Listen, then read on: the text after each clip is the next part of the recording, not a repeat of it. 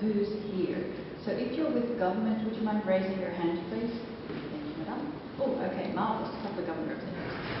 Civil society. Wonderful. Private sector. Okay, and intergovernmental. Great, wonderful. Okay, so we're basically evenly distributed throughout the room. That's good to know because we're all going to have to work together to make this agenda be successful for the economic empowerment of women. If you're in this room, chances are you've been following or active in empowering women economically through entrepreneurship or job creation for some years. So I know that this is the choir. You are the choir. I think what we need to do now is change the hymn sheet, figure out what we need to do next. We've been given a hymn sheet, if you like. We've agreed one with the Secretary General of the Member States of the United Nations in September of last year, the 2030 Agenda for Sustainable Development. The Secretary General has made it very clear in the establishment of his high-level panel on women's economic empowerment that we will not achieve the 2030 Agenda without the economic empowerment of women. So what the Secretary General did, he announced at the World Economic Forum in Davos in January the establishment of the panel.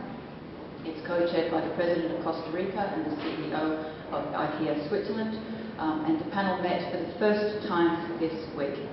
So he's looking to the panel for ideas on how we can achieve the economic empowerment of women. The panel has 20 members drawn from the public and private sectors, representatives of civil society, intergovernmental organisations. So it's a panel actually very much like the people in this room. And he wants to hear from people in this, like the people in this room, what it is we can, firstly, what's working? What's working? And then how can we write that up and replicate that? How can we replicate what's working to have the biggest impact, particularly as we plan and implement the 2030 Agenda? So what the Secretary General wants to see is that we've had the discussion around why this is important, why the economic empowerment of women is important.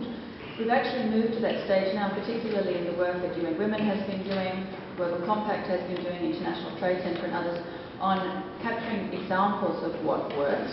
So we're getting basically lists together of what works. But what's really missing is putting that into practice. So what we're looking at, what the high-level panel is looking to do and what UN Women is doing, is working with the government of Kenya to write up some of these examples. And I think we need to commend the government of Kenya for sharing their example, because what the private secretary said was principal secretary said, she took us through the high points, the fact that the target was adopted, the 30% target was adopted, that in the first year, with their target of 30% equates to $2 billion of spend, they did manage to achieve of that spend, 30% of that spend, and the 20% in the following year, and then it went down. Then the figures went down on sourcing from women, youth, and people with disabilities. And that's actually a very important message for the people in this room as well, people who understand the impact of the economic empowerment of women and how difficult it is to achieve. If you're working with election cycles and with CEOs who want immediate results, we need to be the supporters for the people who are leading the change. For people like the Prime Minister of Kenya, the CEOs of companies that are pioneering in adopting these targets and see good results in the first year and somewhat good results in the second year, and then have to battle, a discontent electorate, procurement officers who say, see, we told you it wouldn't work, shareholders who question this.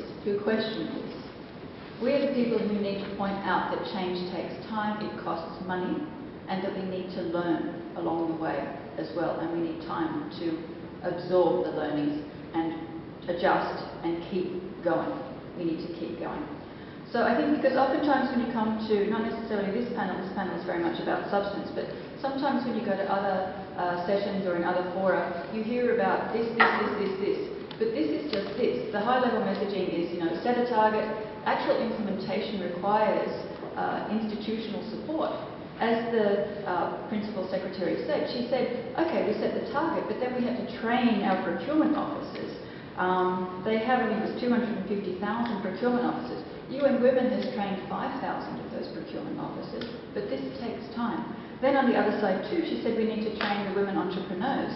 And they start with, if you like, the low-hanging fruit. There are women business owners out there who are ready now to sell to government. And they're the first ones that are inducted into the training. But over time, as you bring in more, you then move to the other areas of the community who are further outside of that immediate circle. And that's hard and that takes time, but that's how we will leave no one behind.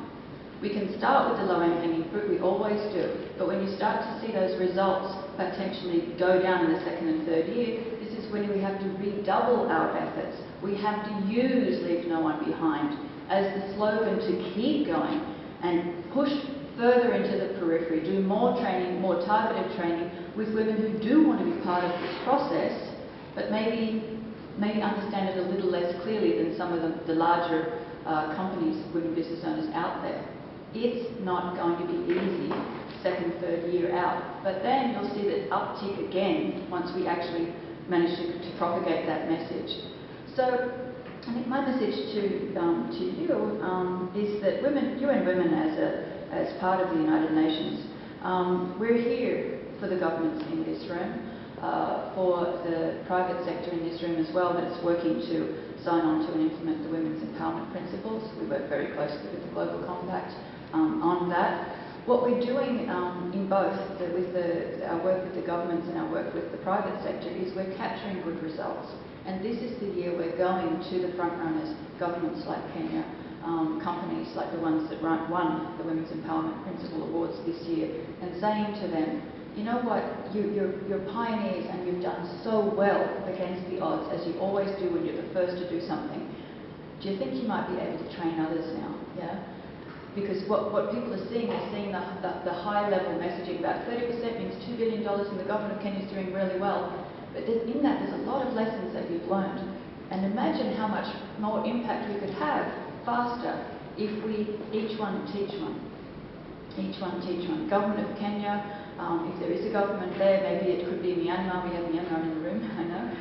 Others, take on a mentee, if you like, and take them through it, agree to guide them through it so that they don't have to go through the pitfalls that you went through, so that they can already raise the awareness of the electorate that, you know what, we'll have some good years and then we may have a bumpy patch and then we can get onto solid ground again.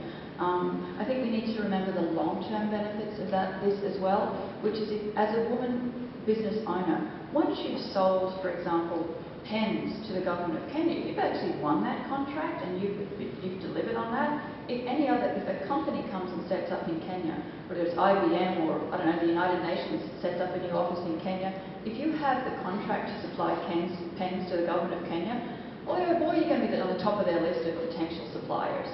You know what I mean? It's like a calling card. So it really replicates itself. Once we do the hard yards of helping women business owners understand procurement and get through that front door, then the door is open to do so much more globally.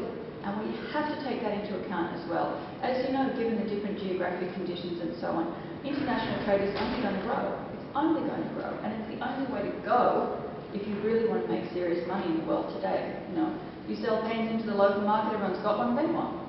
You know, you need to find a new market. So also the more governments that adopt these procurement policies, such as the government of Kenya has done, they teach women business owners how to sell to the government of Kenya, and then they can sell to the government of Uganda and the government of Rwanda and the government. You know, the process is basically, the process of accessing government procurement is very similar, so it does open market access opportunities.